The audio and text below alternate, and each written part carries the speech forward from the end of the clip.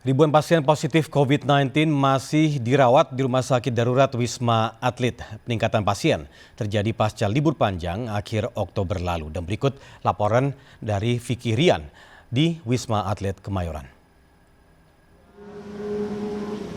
Tingkat hunian pasien positif COVID-19 di Rumah Sakit Darurat Wisma Atlet Kemayoran Jakarta kembali meningkat.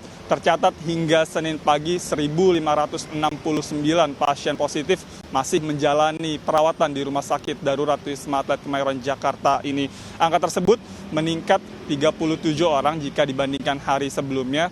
Koordinator Rumah Sakit Darurat Wisma Atlet Kemayoran Jakarta, Maijen TNI Tugas Ratmono sebelumnya mengatakan peningkatan tingkat hunian di Wisma Atlet Kemayoran Jakarta ini terjadi setelah adanya libur panjang akhir Oktober lalu.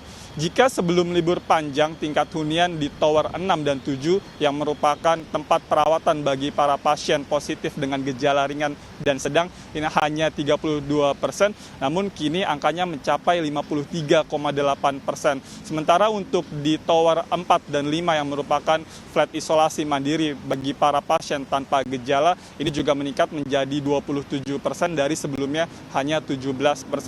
Meski begitu memang kondisi ini terbilang masih cukup aman dibandingkan dengan September lalu yang angkanya mencapai 90%.